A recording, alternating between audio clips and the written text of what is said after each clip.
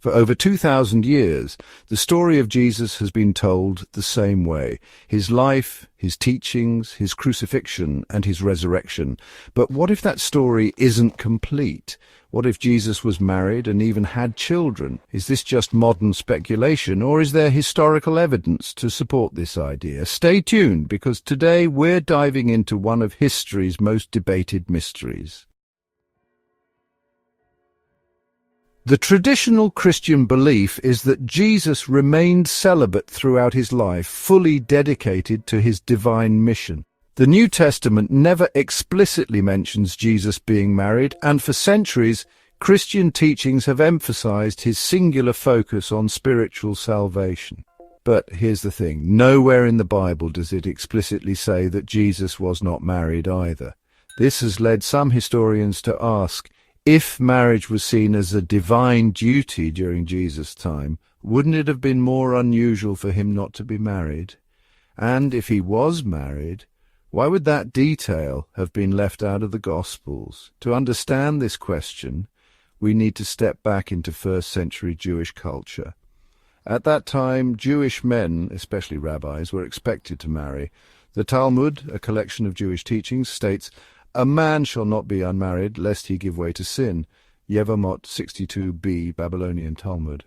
Marriage was seen as a divine duty, particularly for a religious teacher, and Jesus, often referred to as rabbi in the Gospels, would have been expected to follow this tradition. So if he was not married, that would have been highly unusual, something the Gospel writers might have felt the need to explain, but they don't. Why? This brings us to one of the most important figures in this theory, Mary Magdalene. In the canonical Gospels, she's portrayed as one of Jesus' closest followers, present at the crucifixion and the first to witness his resurrection. But in other ancient texts, her role is even more significant. In a second-century text known as the Gospel of Mary, Mary Magdalene is depicted as Jesus' most trusted disciple. She receives special teachings that the male disciples do not. At one point, Peter even expresses jealousy, saying, "Did he really speak privately with a woman and not openly to us? Are we to turn and all listen to her? Did he prefer her to us?" Gospel of Mary 5:25. This passage suggests that Mary held a uniquely privileged position among Jesus' followers. But was she just a disciple or something more? Then there's the Gospel of Philip, another non-canonical text discovered in the Nag Hammadi library in 1945. In this text we find an even more shocking claim, and the companion of the Saviour was Mary Magdalene. Christ loved her more than all the disciples, and used to kiss her often on the mouth. Gospel of Philip 63:34-36. Some scholars argue that kiss could be symbolic of a spiritual blessing rather than a romantic relationship. Others, however, believe this is clear evidence of an intimate bond. One argument made by proponents of the married Jesus theory is that the Church may have intentionally suppressed evidence. Early Christian leaders were shaping doctrine, and the idea of a celibate divine Jesus fit their theological vision better than a married man with children. Some believe that texts suggesting otherwise were labeled heretical and destroyed.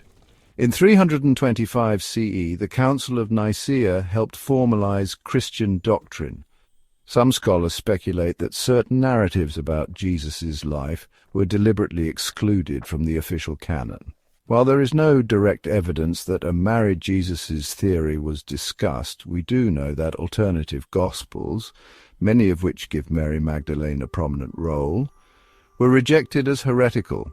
So was Jesus married? There's no definitive proof, but there are intriguing clues. The missing details in the Gospels, the alternative ancient texts, and the cultural expectations of his time all leave room for speculation.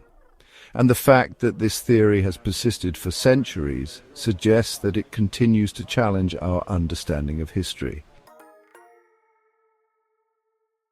What do you think? Could history have been rewritten to fit a certain narrative, or is this just sensationalism? Let me know in the comments.